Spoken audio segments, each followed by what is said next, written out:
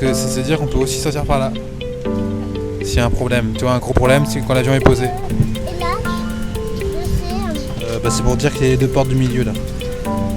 Et là, c'est dans le cas où en fait, il amérit. Amérir, ça veut dire atterrir sur l'eau. Et le A, c'est pour sortir. Et tu vois, en fait, les toboggans, ils servent de bateau, de petits bateaux.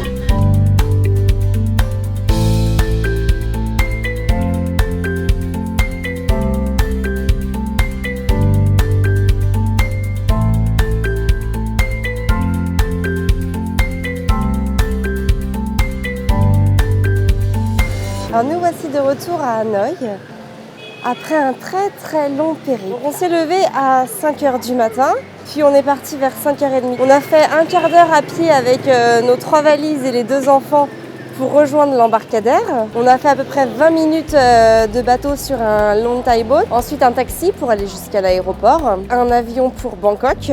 Arrivé à Bangkok, il a fallu qu'on change d'aéroport. Donc on a repris nos valises, on a pris une navette qui nous a emmenés d'un aéroport à l'autre, un autre avion. On est arrivé donc à Hanoï à 16h30. On a pris un taxi pour arriver à notre hôtel et il était 18h. Donc un long voyage en gros avec nos 2 enfants, nos 3 valises de 5h du matin à 18h le soir. Autant vous dire que les enfants étaient archi crevés et nous aussi.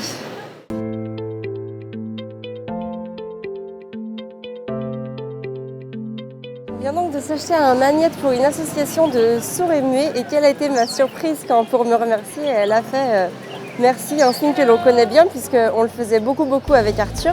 Et puis là, on va reprendre la langue des signes avec Gaspard. D'ailleurs, ce sera sûrement le sujet d'une prochaine vidéo que je vous préparerai. Donne-moi la main, chouchou.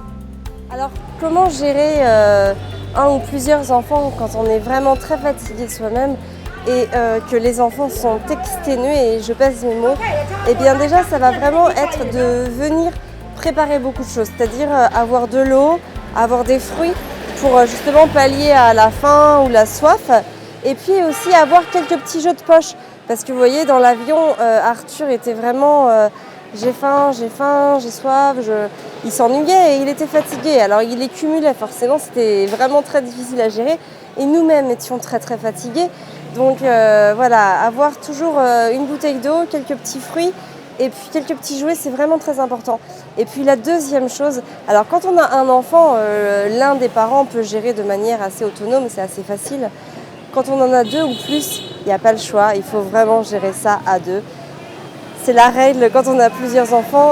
Nous, c'est vrai qu'on a cette chance qu'on est tous les 2 investis dans cette parentalité positive et bienveillante et ça nous permet vraiment de prendre en compte les besoins de nos enfants vraiment de manière réciproque tous les 2, autant l'un que l'autre. Et ça va vraiment être que, par exemple, hier dans l'avion, donc j'avais Gaspard qui dormait en fait au sein sur moi et j'avais beaucoup de mal évidemment à gérer Arthur, mais Arthur avait aussi énormément besoin de notre présence, de notre amour, de notre bienveillance pour justement combler la fatigue, etc. Donc du coup, c'est Fabien qui s'en est beaucoup occupé, qui l'a pris dans les bras, qui a regardé avec lui par le hublot, qui s'est vraiment investi à ses côtés pour justement remplir son réservoir affectif d'amour et pour que le voyage se passe bien, que Arthur se sente pris en compte comme il devait l'être. Si ce n'est pas votre conjoint, ça peut tout aussi bien être quelqu'un qui vous accompagne, une amie, votre maman, votre papa, un frère, une sœur, un oncle, une tante, peu importe en fait. Le principal, c'est que quelqu'un puisse occuper l'enfant et lui remplir son réservoir affectif d'amour par sa présence. Donc vous l'aurez compris, faire une bonne équipe avec son conjoint dans les moments où il y a beaucoup de fatigue, où il y a beaucoup d'énervement, c'est vraiment la clé de la réussite pour rester positif et bienveillant, parce qu'une belle équipe soudée, ça va vraiment pouvoir permettre de tout de suite apaiser en fait les tensions. Chacun va pouvoir gérer un enfant, alors s'il y en a plusieurs, et même s'il y en a 2, on se serre les coudes et c'est vraiment ça le plus important. Et puis si vous n'êtes pas avec votre conjoint ou autre, eh bien n'hésitez surtout pas à solliciter de l'aide de la personne qui vous accompagne. Et puis lorsqu'on est toute seule, le mieux c'est vraiment d'avoir tout prévu, comme je l'ai dit tout à l'heure, en cas, quelques jouets, etc., pour pallier à tous les éventuels besoins. Voilà, donc nous on est de retour donc à Hanoï, comme je vous l'ai dit tout à l'heure, et en fait on est ici parce que nous reprenons notre avion tout à l'heure pour Paris. Voilà, alors il y aura encore beaucoup d'escales, enfin beaucoup. Non, il y en a une mais elle est très longue, elle va faire 8 heures.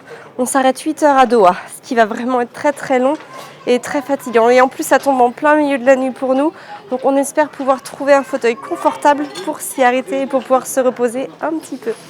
Voilà, à bientôt.